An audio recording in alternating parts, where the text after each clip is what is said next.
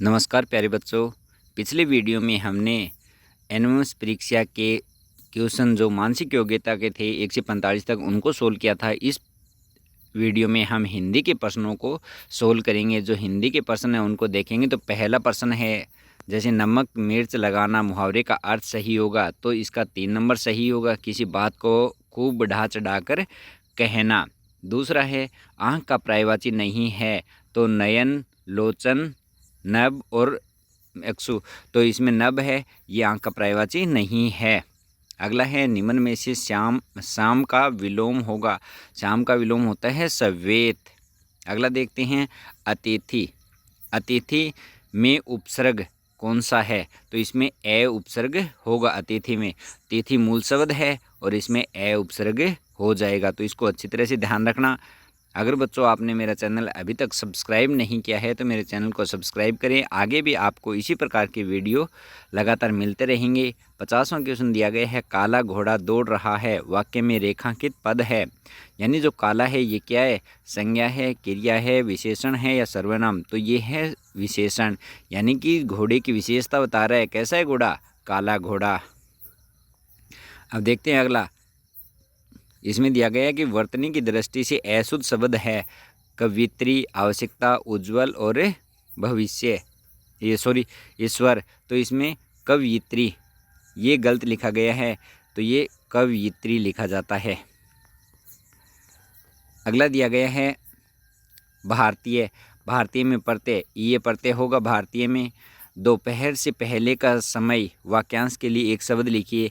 यानी दोपहर से पहले का समय तो पूर्वाह्न हो जाएगा और दोपहर के बाद का समय अपराह्न होता है और जो मध्य का समय मध्याह्न होता है।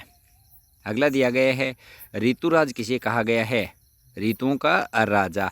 बसंत ऋतु को ऋतुराज कहा जाता है। लव कुश की माता का नाम क्या है, लव और कुश की माता का नाम सीता है, राम के पुत्र थे। अगला प्रश्न देखते हैं। अगला प्रश्न दिया गया है, बस की यात्रा व्यंग्य के लेखक। तो बस की यात्रा व्यंग्य है, इसके लेखक है हरिशंकर परसाई, तो 1 नंबर सही होगा। आदिवासियों का कुंभ किस मेले को कहा जाता है, तो बेणेश्वर जो मेला लगता है डूंगरपुर में उसको आदिवासियों का कुंभ कहा जाता है। राजस्थान में डूंगरपुर में लगता है। शरणागत की रक्षा करने वाले महान शासक राणा हमीर कहाँ के शासक थे, चित्तौड़ के शासक। चेतावनीरा चुंगटिया किसकी कृति है, तो ये है केसरी सिंह बारट की चेतावनीरा चुंगटिया। आगे देखते हैं। अगला दिया गया है कि किसकी दीन दशा देखकर श्री कृष्ण के नेत्रों में आंसू आ गए, तो सुदामा की दीन दशा देखकर आंखों में आंसू आ गए। आगे प्रश्न दिया गया है, जो ये पैराग्राफ दिया गया है इस पैराग्राफ को पढ़ना है, पढ़कर उत्तर देने हैं 61 से लेकर।